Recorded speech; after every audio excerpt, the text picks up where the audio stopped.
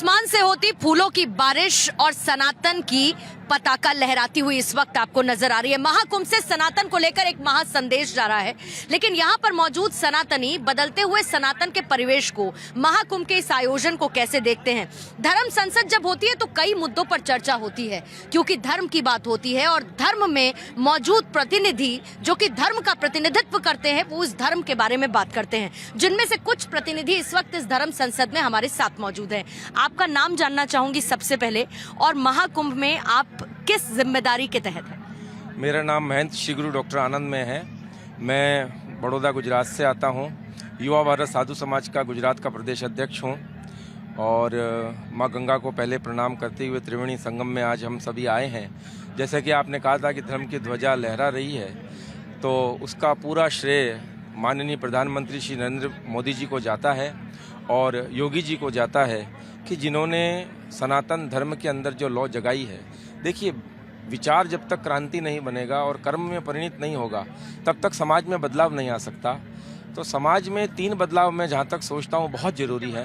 पहला है आर्थिक विकास होना चाहिए, शैक्षणिक विकास होना चाहिए, और तीसरा हर व्यक्ति को वोट का एक ऐसा कंपलसरी कानून बनना चाहिए कि जिससे हमारा सनातन धर्म बच सके, हिंदू संस्कृति बच सके और हमारे बच्चों में जो हिंदू धर्म के प्रति संस्कार है वो संस्कार बचपन से ही उनके अंदर आने चाहिए। अन्य धर्मों में बच्चा 2 वर्ष का होता है और उनको धर्म के प्रति संस्कार सिखाया जाता है, धर्म के प्रति जागरूकता सिखाई जाती है, और हमारे बच्चे को A for apple, B for boy, cartoon, mobile, social media, इन सब में डाल दिया जाता है। तो यह एक चिंतन का विषय भी है, संशोधन का विषय भी है और परिवर्तन इसमें आना ही चाहिए। आपको लगता है कि बच्चों को एस फॉर सनातन सिखाना चाहिए, वो भी जरूरी है, लेकिन क्योंकि हम धर्म संसद कर रहे हैं, जल्दी से मैं सनातन धर्म से जुड़े हुए कुछ मुद्दों की बात करती हूँ। आपके साथ मैं शुरुआत करूंगी। सनातन को लेकर एक अलग नैरेटिव चल रहा है। ये कह रहे हैं सनातनी जाग गए हैं, तो सनातनी क्या सो गए थे? क्या हिंदू सो गए थे जो अचानक से उनको जागने की जरूरत पड़ी? और जागने की जरूरत पड़ी तो क्यों पड़ी?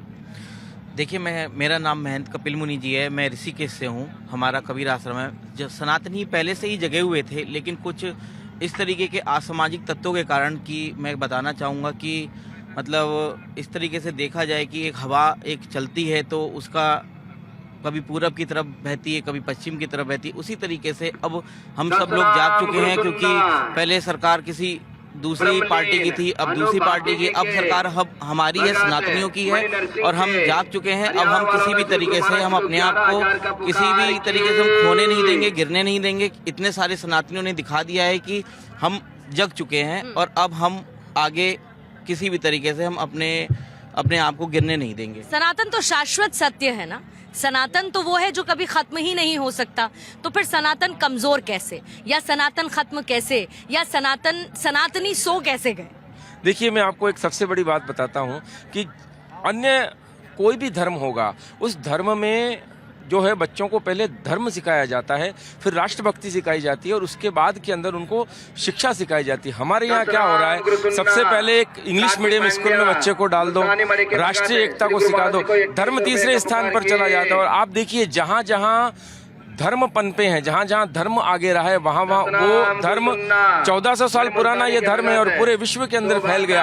और ये हमारा सनातन धर्म 2 करोड़ साल पुराना है और फिर भी ये नहीं फैल पा रहा। आज बांग्लादेश में 1.5 करोड़ हिंदुओं के साथ जो अत्याचार हो रहा है और फिर भी लोग नहीं जाग रहे। हम कहते हैं कि हम धर्म निरपेक्ष हैं, हमने सबको अहिंसा के मार्ग से परमो धर्म मानते हुए सबको स्वीकार किया है, मगर अन्य धर्म के लोग इस चीज़ को स्वीकार नहीं करते। आज भारतवर्ष में चाहे सिख धर्म हो, चाहे जैन धर्म हो, चाहे बुद्ध धर्म हो, ये सब हमारे सनातन धर्म से ही निकले हैं, क्योंकि जैन धर्म के प्रथम जो भगवान हुए हैं भगवान ऋषभ देव जी हुए हैं। बौद्ध धर्म के प्रथम जो भगवान है वो भगवान बुद्ध हुए हैं। इसके बाद में जो आपके सिख धर्म है वो भी हिंदू धर्म की रक्षा के लिए ही सिख धर्म बनाया गया था।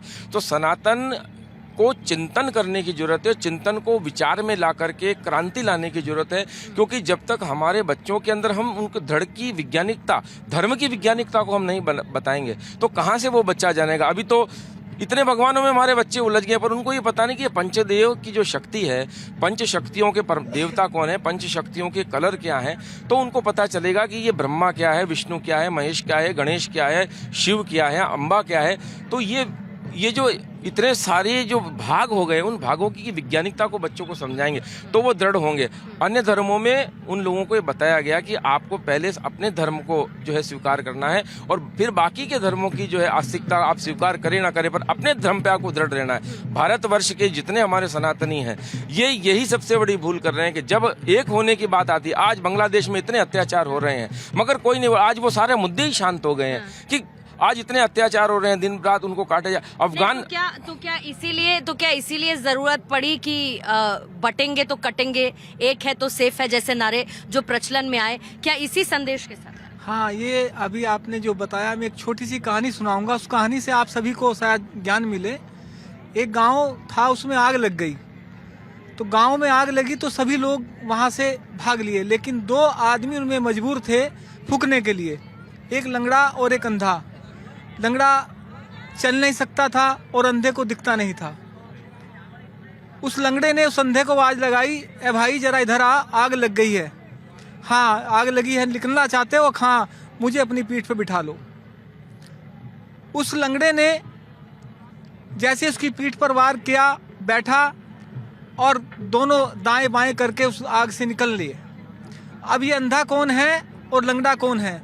अंधी है जवानी, जो ये लोग कर रहे हैं हमारे साथ में, वो जवानी में है लेकिन उनको पता नहीं कि हमारे पास किसकी कृपा है। और लंगड़ा है बुढ़ापा।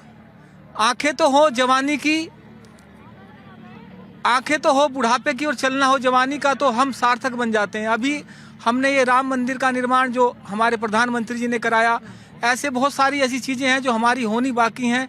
तो आप सभी से थोड़ी बात को ज़्यादा समझते हुए, ऐसा हमें बार बार नहीं मिलता जैसा अब की बार मिला है, क्योंकि हम तो पागल हैं। हमें सन्यासी को पागल की उपाधि दी गई है। हम तो फिरते हैं भगवान के प्यार में पागलों की तरह, और वो हम पर रहते हैं दयाल, बरसते हैं बादलों की तरह। इसी छोटी बात को आप समझते हुए, आप जितने भी यहाँ कुंभ में आए हैं, भारत 24 के जितने भी ये दर्शक आप देख रहे हैं, तो आओ इस कुंभ में आकर, बहुत सारी चीज़ें हैं जिससे आपको ज्ञान की चीज़ें मिलने वाली हैं।